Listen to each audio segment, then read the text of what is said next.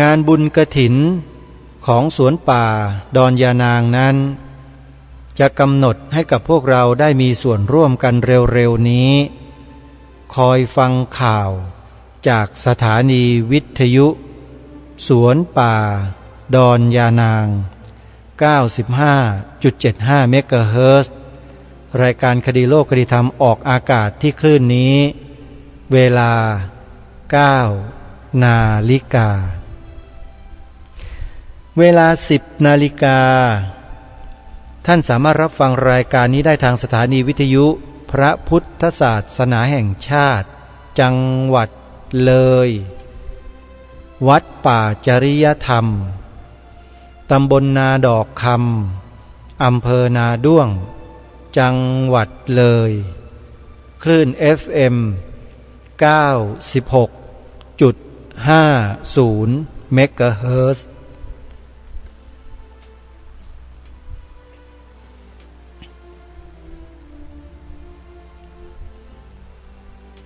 คลื่น FM 96.50 เมกะเฮิรตซ์ ออกอากาศรายการคดีโลกคดีธรรมในเวลา 10 นาฬิกาในเวลาต่อมา 11 นาฬิกาท่านสามารถรับฟังรายการนี้ได้ทางสถานีวิทยุพระพุทธศาสนาแห่งชาติจังหวัดเชียงใหม่คลื่นวัดฝายหินตำบลสุเทพอำเภอเมืองจังหวัดเชียงใหม่ FM 104.50 เมกะเฮิรตซ์ นำรายการคดีโลกคดีธรรมออกอากาศในเวลา 11 นาฬิกาหรือเวลาเพลจากนั้นเวลา 13 นาฬิกาบ่ายโมงตรงท่านสามารถรับฟังรายการคดีโลกคดีธรรมได้อีกครั้งหนึ่งทางสถานีวิทยุพระพุทธศาสนาแห่งชาติประจำจังหวัด101คลื่นวัดบ้านปลาคูนตำบลท่าหาดยาวอำเภอโพนทรายจังหวัด101คลื่น FM 104.50 เมกะเฮิรตซ์ บ่ายโมงตรงฟังที่คลื่นนี้จากนั้นเวลา 20 นาฬิกา2 ทุ่มท่านสามารถรับฟังรายการนี้ได้อีกครั้งหนึ่งทางสถานีวิทยุพระพุทธศาสนาประจำจังหวัดสุพรรณบุรีวัดสามชุก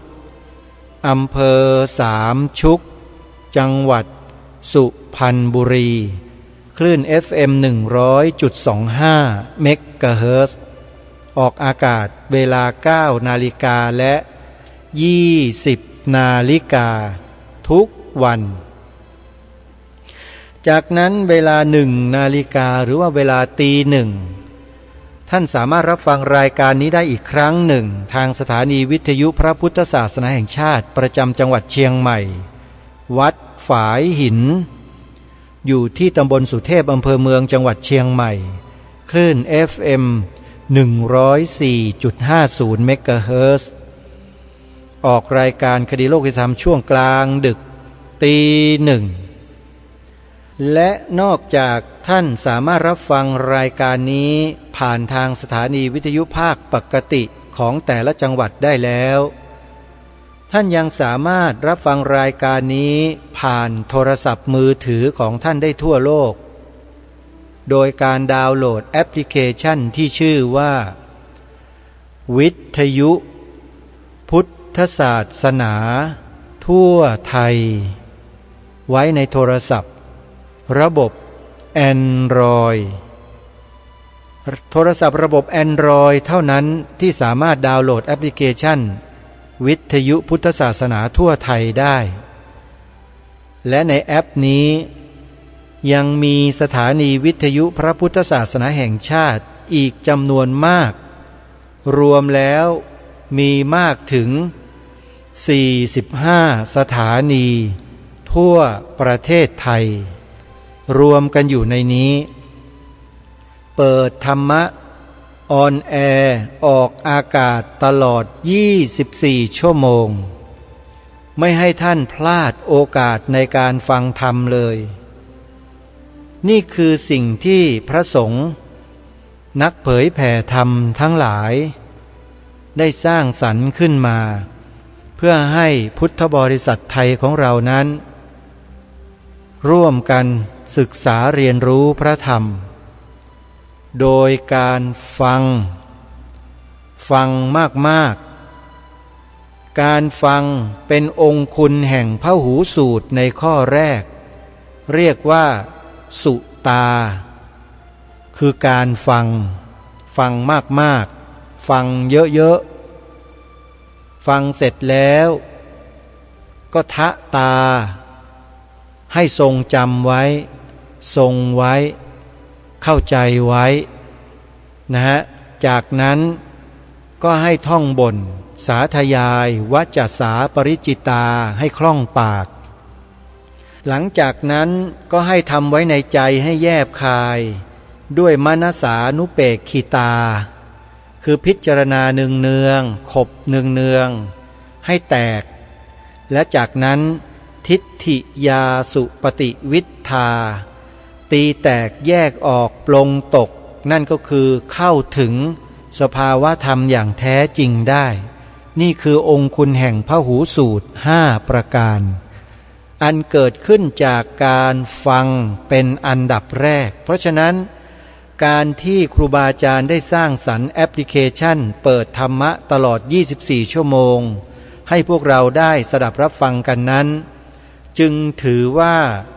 เป็นมงคลสูงสุดใครที่บอกให้ผู้อื่นดาวน์โหลดแอปพลิเคชันนี้ต่อกันไปได้บุญตลอดอนุโมทนาสาธุสำหรับในวันนี้รายการคดีโลกคดีธรรมจะนำผลงานทางวิชาการที่มีการจัดสัมมนากันขึ้นที่วัดจากแดงซึ่งเป็นผลงานสัมมนาในวันแรกแต่อยู่ในช่วงค่ำโดยมีวิทยากรและองค์วิทยากรได้ร่วมเวทีสัมมนากันหลายท่านและในเบื้องต้นของภาคค่ำเมื่อวันศุกร์ที่13ตุลาคมที่ผ่านมาทางเวทีสัมมนาก็ได้เรียนเชิญปราชญ์ทางบาลีท่านหนึ่งได้ขึ้นเวทีแล้วแสดงวิสัยทัศน์ของการศึกษาบาลีเล่าประสบการณ์การศึกษาบาลีของท่านให้แก่ที่ประชุมสัมมนาได้ฟังท่านผู้นี้ก็คือท่านพลเรือตรีทองย้อยแสงสินชัยนั่นเอง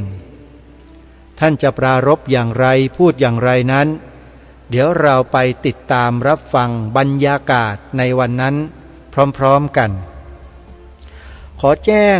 บอกบุญกับญาติโยมสาธุชนถึงงานบุญกฐินของวัดวาอารามต่างๆที่ญาติโยมสามารถติดตามรับฟังผ่านสถานีวิทยุพระพุทธศาสนาคลื่นต่างๆได้ซึ่งยังมีกำหนดงานบุญถวายผ้ากฐินอีกหลายวันใครสะดวกที่ใดที่ไหนอย่างไรก็ไปร่วมบุญกันที่นั่นนะโยมนะเอาละท่านสาธุชนวันนี้เดี๋ยวเรามาติดตามรับฟังผลงานทางวิชาการพร้อมๆกัน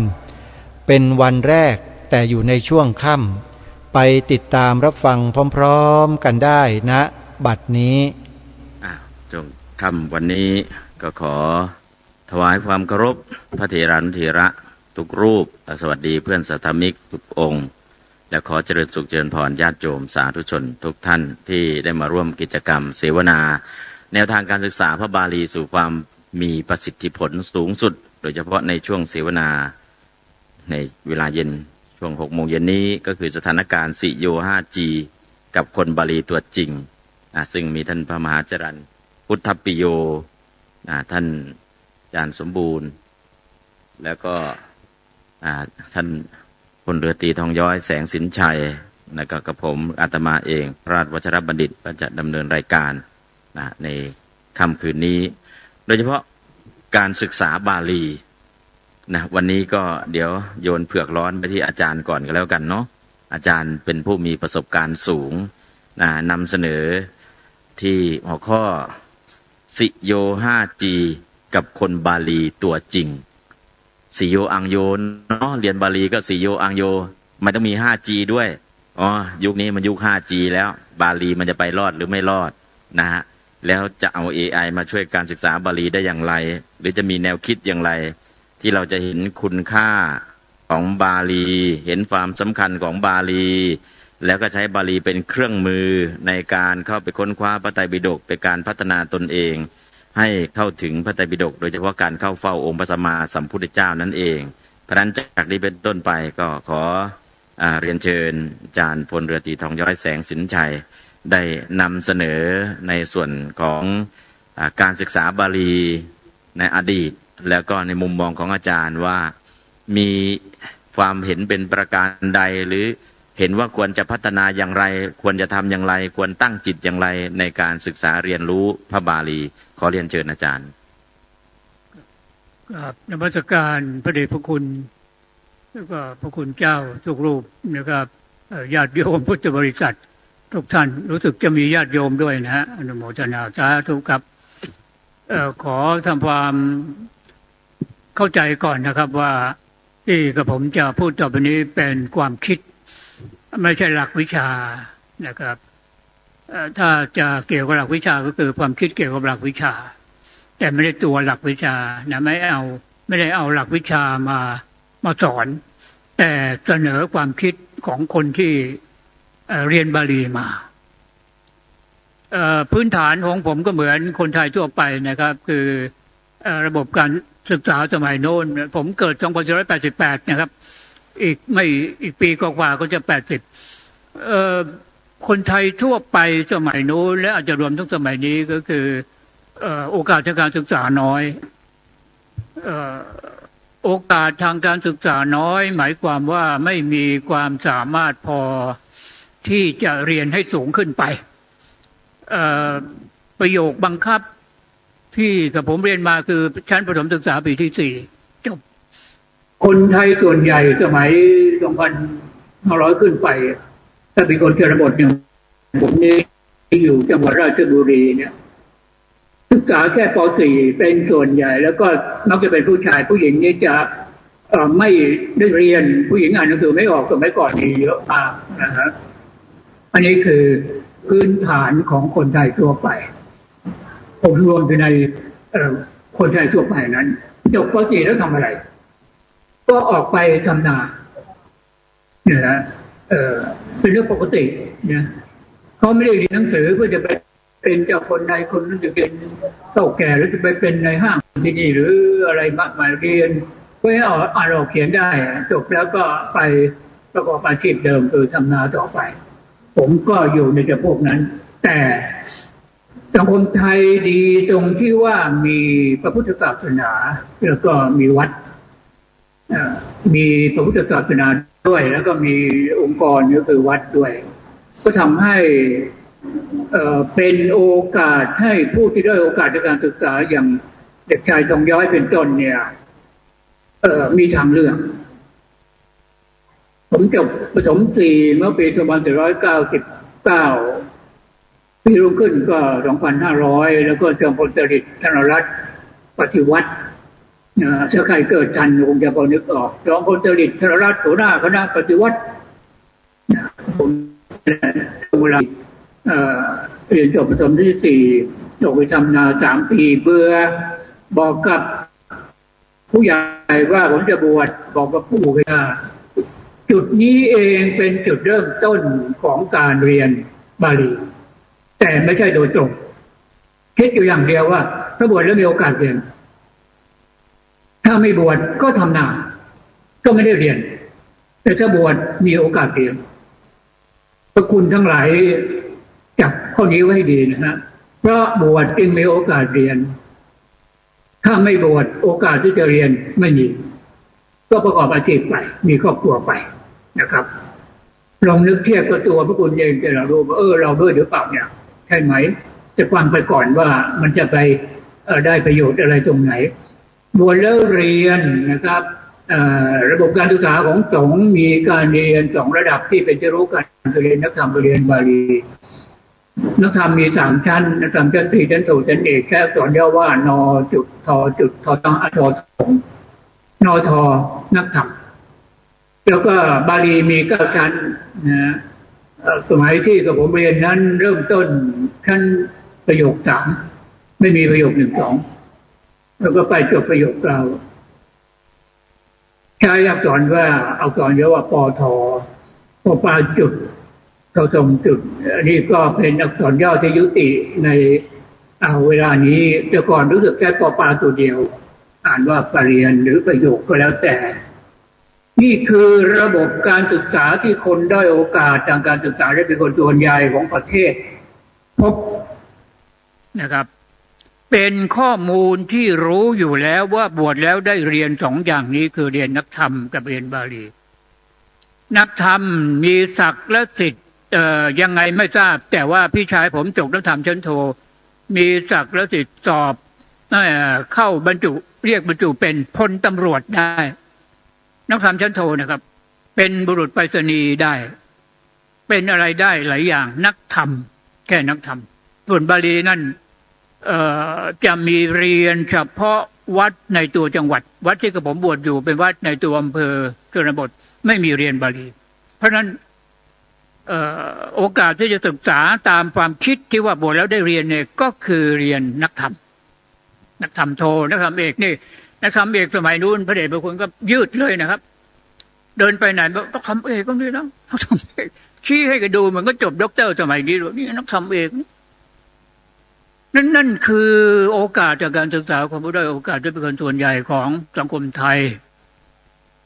แล้วทองย้อยมาเรียนบาลีได้ยังไงตรงนี้ไงครับที่สมัยที่กับผมเรียนนะไม่มีโอกาสเหมือนพระคุณทั้งหลายที่มีโอกาสอันนี้ถือว่าเป็นการแนะแนวเป็นการแนะแนวนะที่สมัยกับผมเรียนไม่มีใครแนะแนวอย่างนี้โอกาสก็คือครูที่สอนนักธรรมตอนเป็นเนรอยู่ผมบวชแล้วไปอยู่บ้านนอกเลยนะไปอยู่ป่าเลยนะครับก็ไปเรียนวัดที่อยู่ใกล้สุดเดินไปเรียนวัดที่อยู่ไม่ใช่เป็นวัดเป็นสำนักที่พักสงฆ์เป็นสามเณรอยู่กับหลวงลุงเป็นผู้ปกครองฉันเพลเสร็จก็เดินไปเรียนที่วัดอยู่ใกล้ๆจนกระทั่งได้นักธรรมชั้นโทครูที่สอนท่านบอกว่าเน้นท่านเจ้าคุณที่จังหวัดราชบุรีท่านอยากได้เน้นไปเรียนบาลีนี่คือข้อมูลเดียวที่กระผมได้รับก่อนที่จะเรียนบาลีลองเทียบดูกับพระคุณก่อนที่จะมาเรียนบาลีขณะที่ก่อนที่จะได้มาเป็นนักเรียนบาลีเนี่ยข้อมูลเพียบใช่ไหมครับมีไอ้นั่นไอ้นี่จบประโยคที่นั่นโอ้มีข้อมูลมันครบอ่ะแต่กับผมเนี่ยมีข้อมูลอย่างเดียวว่าท่านเจ้าคุณที่วัดมหาธาตุจังหวัดราชบุรีท่านอยากได้เนนไปเรียนบาลีข้อมูลเดิมคือเรียนนักธรรมกับเรียนบาลีแต่ไม่เคยคิดจะมาเรียนบาลีเพราะว่าอยู่บ้านนอกไม่มีที่จะเรียนพอได้ข้อมูลว่าท่านเจ้าคุณที่วัดมหาธาตุจังหวัดราชบุรีต้องการให้เนนไปเรียนบาลีโอ้โหเป็นก้าวแรกที่หิ้วกระเป๋าใบเดียวกระเป๋าลังไม้ฉำฉามีจีวรเก่าๆอยู่ตัวหนึ่งในนั้นมีหนังสือบาลีที่ผู้ที่เคยมีประสบการณ์บอกว่าเนนเอานี่ไปท่องเนนเอานี่ไปท่องจึงมารู้ไม่ได้พิจารณาอะไรนี่ก็บอกเนี่ยนักเรียนหนังสือไวยากรณ์บาลีเอานี่ไปท่องมาดูปัจจุบันก็คือนามและอพยศัพท์จำได้แค่นี้ปัจจุบันนะนามและอพยศัพท์พระนิพนธ์สมเด็จพระมหาสมณเจ้ากรมพระยาวชิรยานวโรดมนี่คือจุดเริ่มต้นของการเรียนบาลีโดยไม่มีใครแนะแนวนอกจากคนเอาหนังสือมาให้แล้วก็เพิ่มขึ้นอีกหน่อยหนึ่งคนที่เขาเคยเรียนมาบอกเนนท่องตรงนี้ถึงแต่ตรงนี้ท่องตรงนี้ถึงแต่ตรงนี้ทั้งเล่มนะฮะนามและอพยศัพท์เนี่ยท่องตรงนี้ถึงตรงนี้ท่องตรงนี้ถึงตรงนี้ท่องตรงนี้ถึงนี้เอาดินสอกาไว้แล้วก็ท่องประจำนั้นข้อความที่เป็นคำท่องที่เป็นคำธรรมดาเนี่ยเป็นภาษาไทยธรรมดาตอนนี้ลืมหมดแล้วแต่คำที่ยังไม่ลืมเลยคือสูตรที่เราเรียกกันว่าแบบแจกพระคุณที่เรียนบาลีนึกออกไหมครับปัจจุบันนี้เขามีท่องแบบแจกไหมครับสมัยกับผมเรียนเนี่ยมียังจำติดมาจนครั้งบัดนี้ทั้งที่ไม่ต้องทบทวนคือ บริโสบริสาบริสังบริเสบริเสนาบริเสหิบริเสปีบริสัสสะบริสายะบริสัทถังบริสัทนังบริสัทสมหาบริสัมหาบริสะบริสัจจะบริสานังบริสัทสมิงบริสัมมิบริเสบริเสตุบริสะบริสาน่ะทำไมท่องก็ท่องท่องแบบนกแก้วนกขุนทองที่เขาตำหนิไอ้พวกนักการศึกษาสมัยใหม่ที่บอกโอ้โหระบบการศึกษาของไทยนี่แย่จริงให้ท่องอย่างเดียวไม่รู้จักใช้ความคิดถ้าเองเก่งจริงก็ลงมาเรียนบาลีแล้วก็ไม่ต้องท่องสิท่องนะฮะ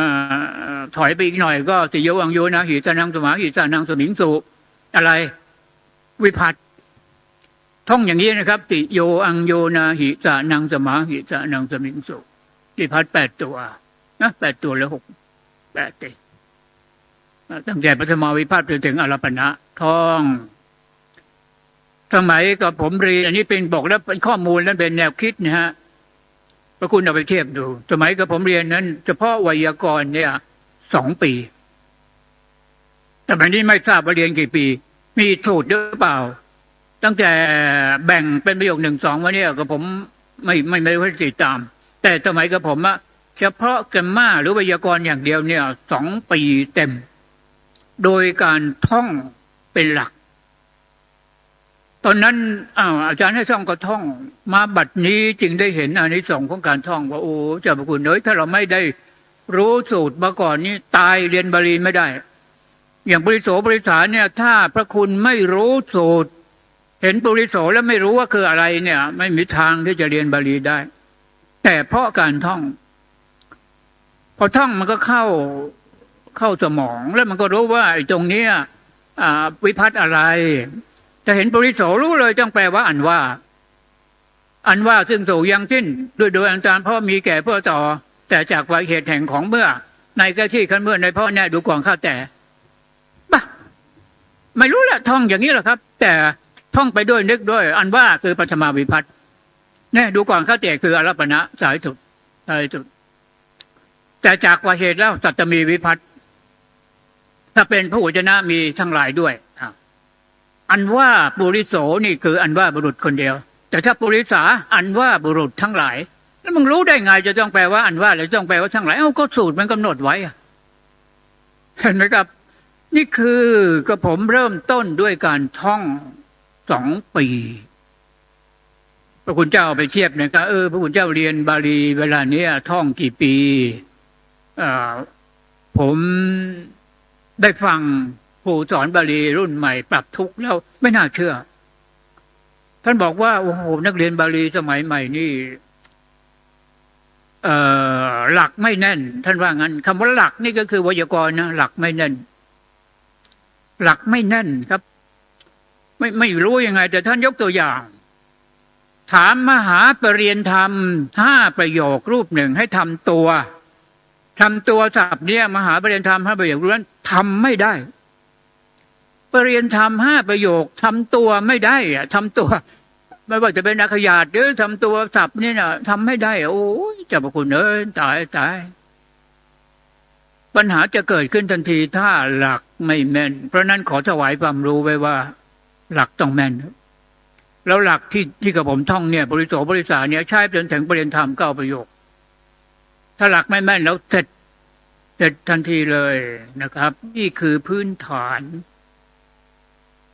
แกรมมา2 ปีเรียนบาลี2 ปีแล้วก็เรียนแปลธรรมบทสมัยกับผมนะ8 ภาคไม่ใช่ประโยค1 2เรียนภาค 1 ถึงภาค 4ประโยค3เรียนภาค 5 ถึงภาค 8ไม่ใช่นะครับประโยคเริ่มต้นที่สอบแล้วสอบประโยค3เลยนะครับเรียนไวยากรณ์2 ปีแล้วสอบประโยค3เลยเนี่ยสอบไว้บาลีธรรมบทเนี่ย8 ภาคครับเพราะฉะนั้นมันก็จะต้องมีเทคนิคการเรียนซึ่งนักเรียนรุ่นผมก็จะมีนักเรียนรุ่นนี้รุ่นใหม่แล้วรุ่นต่อไปก็จะมีที่เราเรียกกันว่าประโยคเก่งสมัยพระคุณทั้งหลายยังมีประโยคเก่งไหมครับหรือไม่รู้จักกันแล้วประโยคเก่งโอ้โห8 ภาคเนี่ยจะรู้เลยประโยคตรงนี้เก่งนี่เก่งนี่เก่งนี่เก่งจะมีแกอาจจะท้องนิทานนี่ไม่ค่อยเก่งปฐมาคาถาไม่จงเก่งเพราะไม่เคยออกแล้วปรากฏว่าหงายหลังกันมาปีหนึ่งสนามหลวงทั้งขลังท่านออกปฐมาคาถาโอ้โหโดนเจริญพร ทั้งประเทศเลยอย่างนี้เป็นต้นนี่คือเทคนิคการเรียนเพื่อจะให้สอบได้สมเด็จทองย้อยก็เรียนเหมือนเขาแต่ว่าพระคุณที่เคารพครับแต่ผมเรียนมาจนจบประโยคเก้าไม่เคยเก่งพระคุณเอาไปเทียบดูนะก็ผมไม่เคยเก่งเลยธรรมบท8 ภาคออกมาทั้ง8 ภาคแปลได้หมดเพราะว่าไม่ต้องเก่งไม่รู้กี่เที่ยวแปลจบไม่รู้กี่เที่ยวนะทั้งแปลโดยอัดทั้งแปลโดยพิจารณาเนี่ยเพราะฉะนั้นออกมาตรงไหนก็ออกมาทำได้หมดเลยซึ่งจะต่างกับพวกที่ใช้ประโยคเก่งโดยเฉพาะตั้งแต่ประโยค4ขึ้นไปเพื่อนผมคนหนึ่งครับประโยค4นี้ใช้วิชามคตเป็นไทยใช้ธรรมปทัตตกถาภาค 1ใช่ไหมครับแปลบาลีก็มังครัตถีปณีเพื่อนคนนี้บอกว่าเขาทำยังไงครับวิชาแปลมคตเป็นไทยแปลมคตเป็นไทยก็คือแปลที่เราเรียกกันว่าวิชากลับวิชากลับไม่ใช่วิชากลับไปหาครูบาอาจารย์หมดนะฮะวิชากลับคือวิชาที่ข้อสอบแปลมาจากต้นฉบับบาลีเป็นภาษาไทยแล้วให้นักเรียนแปลกลับเป็นภาษาบาลีเรียกวิชากลับเพื่อนคนนี้บอกว่าวิชากลับของประเรียนธรรม4 ประโยคเขาใช้วิธีท่องทั้งเล่มท่องธรรมปทัตตกถาภาค 1ทั้งเล่มเพราะฉะนั้นออกมาวิชานี้สอบได้สอบประเรียนธรรมก็4 ประโยคได้ครับแต่เพื่อนบอกเอ็งอย่ามาถามข้านะว่าแต่งยังไงไม่รู้แต่ว่าสอบได้เพราะท่องระบบนี้เป็นระบบที่กับผมเชื่อว่ายังใช้กันอยู่คือใช้ระบบเก่งแล้วก็ไม่รู้แหละคำว่าระบบเก่งรวมคือถ้าปัญหาออกมาอย่างนี้แล้วก็ท่องได้ตอบได้ยังใช้กันอยู่นี่คือรูปแบบการศึกษาบาลีที่กับผมผจญมาพระคุณจับหลักได้นะครับ1ไม่มีแนวไม่มีใครบอกครับว่าเรียนไปเฉยแล้วจะได้ชั้นนู้นชั้นนี้ชั้นนั้นดูผู้พี่ที่เดินไปข้างหน้าเราเดินตามหลังเราก็บอกว่าถ้าเราได้ประโยคนี้จะเป็นอย่างนั้นได้ประโยคนั้นจะเป็นอย่างนู้นได้ประโยคนู้นจะเป็นอย่างนั้นไม่มีใครมานั่งแนะแนวไม่มีใครบอกว่าเรียนบาลีนี้ถ้าหากว่าสอบประโยค3ได้จะพระภิกษุจะได้รับสิทธิเป็นพระมหาสำเด็จจะมีคำว่าปรริญญาต่อท้ายจะมีศักดิ์และสิทธิ์เท่ากับท่านนั้นท่านนี้ชั้นโน้นถ้าได้ประโยค6จะได้ชั้นนี้ชั้นโน้นจะได้ปรริญญาธรรม9 ประโยคถ้าเป็นสามเณรจะได้รับการอุปสมบทในพระบรมราชานุเคราะห์ที่เราเรียกกันว่านาคหลวงถ้าเป็นพระธรรมดาก็จะได้รับเข้ารับประทานประกาศนียบัตรพัดยศที่พระอุโบสถพระศรีสัตนสดารามทั้งแต่ประโยค6กับประโยค9ติดศักดิ์รู้กันแค่นี้รู้โดยไม่ต้องมีใครมาแนวรู้ต่อไปอีกว่าปริยธรรมก็ประโยคเมื่อได้รับพระราชทานพัดแล้วจะได้รับนิตยพัดนิตยพัดซึ่งมีคนเรียกว่าเงินเดือนพระซึ่งไม่ค่อยถูกนะฮะนิตยพัดไม่ใช่เงินเดือนจะได้รับนิตยพัดพระคุณลองเดาสิครับสมัยกับผมตอบได้ปีพุทธศักราช2515ประเรียนธรรมก็ประโยคนิตยพัดเท่าไหร่เดาไม่ถูกหรอกครับ140 บาทเป็นเกียรติอย่างยิ่งเลยนะครูที่โรงเรียนเทศบาล4วัดมหาธาตุเป็นคนไปเซ็นรับที่อำเภอมาทุกเดือนสมัยโน้นยังไม่มี ATM ยังไม่มีอะไรครับต้องรับตัวเงินมาทั้งหมดนี่คือศักดิ์และสิทธิ์ที่เกิดขึ้นจากการศึกษาภาษาบาลีและได้รู้ต่อมาว่าถ้าสอบปรริญญาธรรม9 ประโยคได้จะสามารถรับราชการได้อย่างน้อยก็3 หน่วยคือ1กระทรวงกลาโหมทั้ง3 เหล่าทัพ2 กรมการศาสนา3 กรมราชทัณฑ์4 อีกกรมหนึ่งก็คือกรมศิลปากรมีความรู้อยู่แค่นี้สอบปริญญาธรรม9 ประโยคได้ถ้าหากว่าลาสิกขาไปจะสามารถใช้วุฒิปริญญาธรรม9 ประโยคไปสอบเข้ารับราชการได้อย่างน้อย4 หน่วยที่หมายใจกันทั่วไปก็คือกระทรวงกลาโหมเป็นอนุสาวการกองทัพบกกองทัพเรือกองทัพอากาศถัดมาก็กระทรวงศึกษาธิการเป็นอนุสาวการกระทรวงศึกษาธิการถัดมาก็กรมศิลปากร เป็นนักภาษาโบราณแล้วก็อยู่อาจจะได้อีกอันหนึ่งก็คือราชบัณฑิตยสภาแล้วก็กรมราชทัณฑ์นี่คือเป้าหมายของคนเรียนบาลีสมัยโน้นสมัยกับผมพระคุณลองเทียบดูสมัยนี้พระคุณเรียนบาลีโดยตั้งเป้าหมายอย่างนี้หรือเปล่านะครับจนกระทั่งบัดนี้กับผมได้ข้อยุติสำหรับตัวเองจากการที่เรียนบาลีมาตั้งแต่ปี2506แล้วทำงานบาลีมาตลอดจนกระทั่งทุกวันนี้ณวันนี้ก็ยังทำอยู่ไม่ได้เคยหยุดเลยแม้แต่วันเดียวได้รับข้อมูลที่พูดเป็นส่วนตัวนะครับเป็นความคิดส่วนตัวนักเรียนบาลีในประเทศไทยเรียนบาลีเพื่อได้วุฒิโปรดเอาข้อความนี้ไปตึกตรองว่ามันใช่ไหมพลตรีทองย้อยแสนทิชัยมาพูดที่วัดจากแดงวันนี้บอกว่านักเรียนบาลีในประเทศไทยทุกวันนี้เรียนบาลีเพื่อจะเอาวุฒินี่เป็นหลักเลยครับเป็นหลักใหญ่เลยซึ่งข้อยุติส่วนตัวของผมเห็นว่าเป็นเป้าหมายที่คลาดเคลื่อนไม่รู้ละครับบรรพบุรุษของเราเรียนบาลีเพื่ออะไรก็ไม่ทราบนะฮะแต่เมื่อได้ประมวลดูแล้วนะผมประมวลเป็นหลักวิชาของตัวเองว่าภาษาบาลีมีใช้แห่งเดียวเท่านั้นในโลกนี้คือพระไตรปิฎกเรียนภาษาญี่ปุ่นอาจจะเป็นล่ามให้คนญี่ปุ่นมาเที่ยวเมืองไทยเรียนภาษาอังกฤษเรียนภาษาฝรั่งเศสเรียนภาษาเยอรมันเรียนภาษาอะไรก็ตามครับมันจะเรียนภาษาพม่าเรียนภาษายาวีมีโอกาสจะไปใช้งานนั่นนู่นนี่สารพัดมาเลยแต่ถามว่าเรียนบาลีเอาไปทำอะไรไม่มีไปเป็นล่ามก็ไม่ได้ไม่มีมนุษย์ที่ไหนก็พูดบาลีนักเรียนบาลีกันนะกระบวนนี้มาต้องการล่ามภาษาบาลีนะไม่มีครับไม่มีไปเป็นนักแปลก็ไม่ไปแปลอะไรล่ะไม่หน่วยงานไหนก็จะมีนักแปลภาษาบาลีไม่มีเป็นล่ามก็ไม่ได้เป็นนักแปลก็ไม่ได้ทำงานอะไรก็ไม่ได้มีเป้าหมายเดียวสำหรับนักเรียนบาลีที่จะ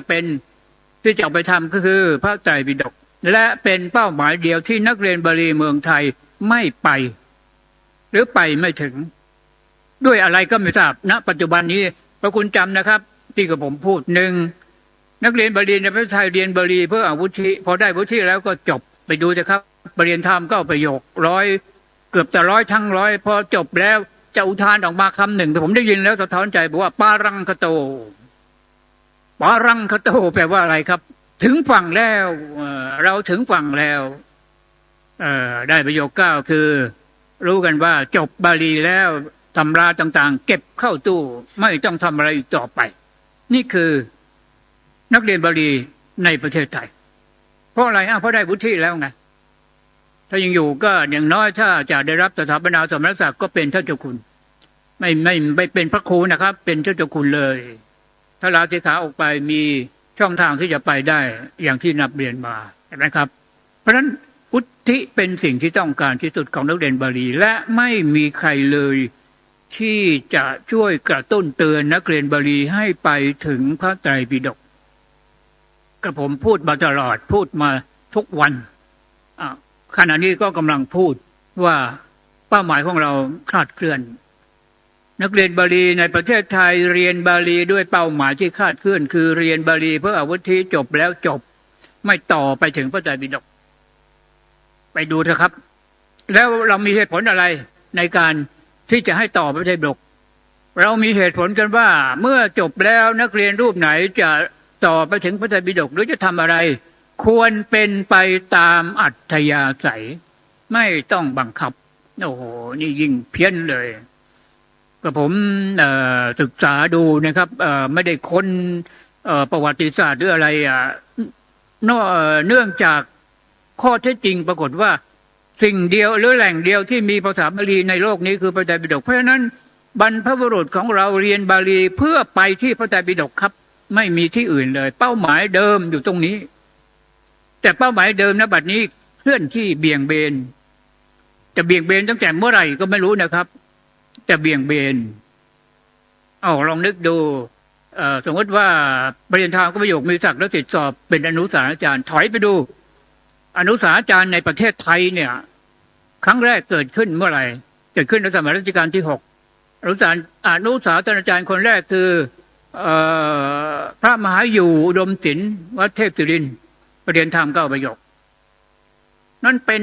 ต้นกำเนิดที่ทำให้ได้ศักดิ์และสิทธิ์ที่ประเรียนธรรม9 ประโยคสามารถสอบเข้ารับราชการเป็นอนุสาสนาจารย์ได้ท่านอาจารย์อยู่เป็นต้นเหตุรัชกาลที่ 6ท่านส่งทหารไปรบที่ยุโรปในสงครามโลกครั้งที่ 1แล้วท่านห่วงทหารท่านก็เลยส่งพระไปด้วยแต่จะมาส่งพระอย่างนี้ไปไม่ได้เพราะว่าพระกับกองทัพนี่แบบไม่ถูกกันเพราะฉะนั้นท่านก็เอาคนที่เคยบวชมาก่อนก็เห็นว่าพระธรรมดิพระ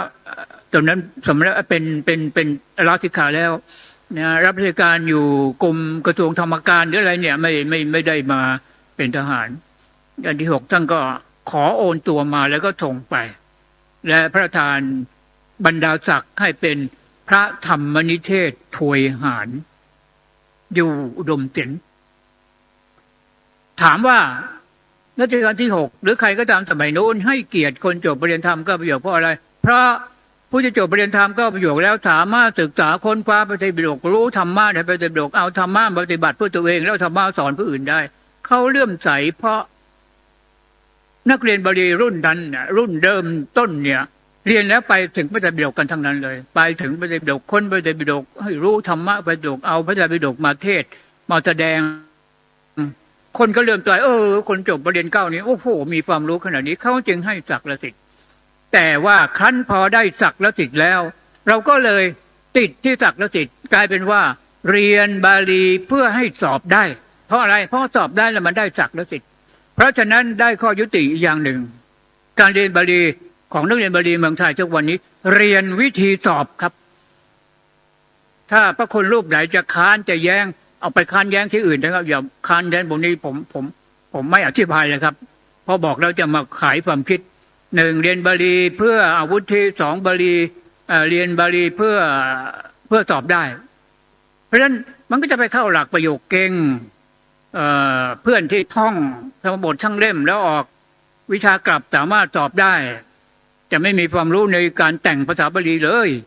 ประกาศเลยมึงจะมาถามกูนะบาลีประโยคนี้แต่งยังไงกูแต่งไม่เป็นหรอกแต่กูสอบวิชากลับได้เพราะท่องเพราะฉะนั้นการเรียนบาลีปัจจุบันนี้ของนักเรียนไทยจึงเรียนวิธีสอบเอาพระคุณลองไปพิจารณาดูใช่ไหมเราเรียนวิธีว่าเจอศัพท์นี้แล้วแปลได้เจอประโยคนี้แล้วแปลได้เจอประโยคภาษาไทยอย่างนี้แล้วแปลกลับเป็นบาลีได้ถ้าทำถูกตามเกณฑ์ของสนามหลวงสอบได้เพราะฉะนั้นก็เรียนวิธีสอบดิจะไปเรียนอื่นทำไมล่ะบริโภคบริษัทบริสังบริเสนั่นก็เป็นพื้นจะท่องแล้วไม่ท่องก็มาแล้วแต่ว่าทำยังไงก็ได้ให้รู้ว่าถ้าเขาสอบออกมาอย่างนี้ตอบยังไงจึงจะสอบได้เห็นไหมครับเนี่ยนักเรียนบาลีในประเทศไทยณวันนี้เรียนวิธีสอบมากกว่าที่จะเรียนเพื่อเอาความรู้แล้วไปให้ถึงพระไตรปิฎกเป้าหมายของกระผมทุกวันนี้คือต้องการกระตุ้นเตือนกระผมเขียน Facebook พระคุณไปอ่านนะครับทองย้อยแสงสินชัยอักษรไทยนะครับไม่ใช่ THONG แบบที่เขานิยมกันนะทองย้อยตัวหนังสือไทยจะเห็น Facebook ของทองย้อยแสงสินชัยที่โพสต์ประจำทุกวันเลยพระคุณครับบาลีวรรณคำทุกวันประหลาดมากเลยครับกับผมเขียนมาณวันที่กำลังพูดเนี่ยประมาณ 4,000 ไม่เป็นอย่างนั้นบุญนะครับบุญเหมือนที่พระเดชพระคุณเล่าไปสวดให้อมนุษย์ฟังแล้วมันหายมันได้ประหลาดมากเช่นฟังแล้วถามว่าไม่มีธุระตรงนี้ผมไปอินเดียมา10 วันน่ะไปอินเดียมา10 วันนะปี2560โพสต์บาลีได้ทุกวันเอาเดียวโอ้ยตายจะประคุณทำไมนอกจากนั้นยังก็เขียนบทความทางภาษาบาลีวัฒนธรรมนะครับแล้วก็สังคมเป็นครั้งข่าวรวมแล้วบทความที่เขียนเนี่ยประมาณ400 เรื่องผิดหยุดครับ 4,000 เรื่อง แล้วยังเขียนอยู่ทุกวันเมื่อเช้าก่อนจะมานี่ก็โพสต์ไปเรียบร้อยแล้วเรื่องวิธีเรียนพระธรรมวินัยวิธีศึกษาพระธรรมวินัยทั้งหมดนี้พยายามกระทบกระแทกกระทุ้งเพื่อให้กระเทือนไปถึงนักเรียนบาลีว่าเรียนบาลีแล้วไปถึงพระไตรปิฎกนะถามว่าอ้าวเราเรียนพอสอบได้ไหมอ้าวนั่นก็ด้วยเพราะฉะนั้นนักเรียนบาลีรุ่นพระคุณเนี่ยต้องหนัก2แรงครับ1เรียนแล้วต้องสอบได้ด้วยเพราะฉะนั้นเรียนพอสอบได้ต้องเอานะครับไม่ใช่ว่าเรียนพอสอบได้เรียนวิธีสอบนี่ก็ต้องเรียนที่บอกว่านักเรียนบาลีทุกวันเรียนวิธีสอบนั้นไม่ใช่ตำหนินะครับต้องทำให้ได้ด้วยหมายความว่าพระคุณลงมือเรียนบาลีแล้วต้องสอบให้ได้วิธีจะสอบให้ได้คือเรียนวิธีสอบเพราะจะเรียนวิธีสอบแล้วชัวร์สอบได้แน่นอนแต่ต้องมีความรู้เพื่อไปถึงพระไตรปิฎกด้วยเพราะนั่นคือเป้าหมายเดิมของนักเรียนบาลีในประเทศไทยที่บรรพบุรุษของเราเรียนบาลีถามพระคุณถามตัวเองว่าพระคุณฟังกับผมไม่จะถึงบัดนี้คำนี้แล้วแวบกระเทือนขึ้นมาบ้างไหมว่าไว้อาจารย์ทองย้อยแกมาพูดวันนั้นแหมเราต้องปรับแนวคิดของเราใหม่แล้วต้องเรียนบาลีเพื่อเอาความรู้ไปศึกษาพระไตรปิฎกแล้วก็สอบได้ก็ต้องสอบเจริญพรเดี๋ยวอาจารย์เดี๋ยวงวดต่อไปเดี๋ยวนิมนต์เดี๋ยวของอาจารย์ขอแค่นี้ก่อนเนาะเดี๋ยวช่วงต่อไปเดี๋ยวนิมนต์ขอบพระคุณครับเจริญพรเดี๋ยวต่อไปช่วงเวลาต่อไปเดี๋ยวขอนิมนต์อาจารย์มหาสมบูรณ์นะฮะได้นำเสนอ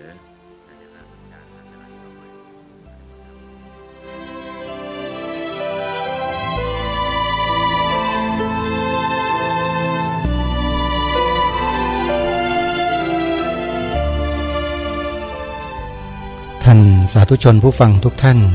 เวลาของรายการใกล้จะหมดตัดสัญญาณมาที่ผู้ดำเนินรายการในช่วงท้ายเล็กน้อยเพื่อเป็นการสรุปในเทปนี้ให้พวกเราได้ทราบช่วงท้ายแล้วก็เป็นการปิดรายการในวันนี้กันท่านพลเรือตรีทองย้อยแสงสินชัยปริยธรรม9ประโยค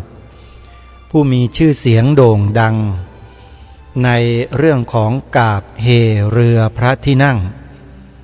ในการเสด็จทางชลมารทุกครั้งอาจารย์ทองย้อยแสงสินชัยผู้นี้แหละ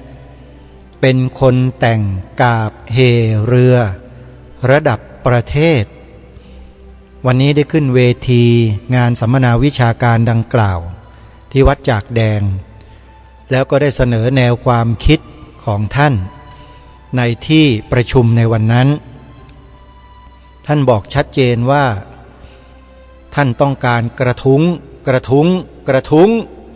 นักเรียนบาลีในยุคปัจจุบันนี้ว่าอย่าเรียนเอาแต่วุฒิอย่างเดียวอย่าเอาแต่ประโยคเก่งเพื่อสอบได้อย่างเดียวแต่เรียนแล้วสอบให้ได้ด้วยแล้วก็ต้องเข้าถึงพระไตรปิฎกให้ได้ด้วยนี่คือคำยืนยันของนักบาลีรุ่นเก่าอาตมาภาพและกระผมเองเนี่ยชอบแนวคิดของอาจารย์ทองย้อยมานานแล้วจะพูดอะไรก็แล้วแต่เมื่อพูดออกมาแล้วมันจะต้องมีการกระแทกกระทันกระทุ้งให้คนในยุคปัจจุบันเนี่ยได้รู้สึกสำนึกในตัวเองในตัวตนของตนเองให้มากๆเพราะคนทุกวันนี้จะไม่ค่อยสำนึกในความเป็นตัวตนของตนเองคืออะไรถ้าพูดโดยรวมก็คือลืมความเป็นตัวตนของตนเองพวกเราเป็นคนไทยไหมลักษณะนิสัยคนไทยเป็นยังไงบรรพบุรุษของเรารักษาผืนแผ่นดินความเป็นเอกราชนครนี้มาได้เนี่ยด้วยอะไรแล้วรักษาอะไรไว้ให้แก่พวกเรานี่คือสิ่งที่รายการคดีโลกคดีธรรมกระทุ้งมาโดยตลอดแต่ก็ถูกมองว่าพูดจาไม่ได้เรื่องพูดจาไม่เข้าท่าพูดจาอะไรนะสุนัขไม่กิน บางคนก็สะบดออกมาอย่างนี้ก็มีอันนี้แหละเขาเรียกว่าความรู้ความเข้าใจที่แตกต่างกันก็มักจะเป็นเช่นนี้ท่านผู้ฟังเดี๋ยววันพรุ่งนี้เรามาติดตามรับฟังในส่วนที่เหลือกันต่อซึ่งจะขึ้นถึงพระสงฆ์บ้างแล้วลองมาฟังดูนะว่าหลังจากที่อาจารย์ทองย้อยแสงสินชัยกระทุ้งเข้าไปหนักๆแล้วเนี่ยพระสงฆ์บนเวทีต่อมาจะว่าอย่างไรเดี๋ยวพรุ่งนี้มาติดตามรับฟังกันวันนี้เวลาของรายการหมดลงแล้วท่านผู้ฟังต้องขอสมมุติยุติไว้ที่เพียงเท่านี้พบกับรายการได้ใหม่ในวันต่อไปขอความสุขความสวัสดีในธรรมแห่งองค์สมเด็จพระบรมศาสดาสัมมาสัมพุทธเจ้าจงปรากฏเกิดมีขึ้นในจิตใจของท่านผู้ฟังทุกท่านทุกคนเทินขอเจริญพร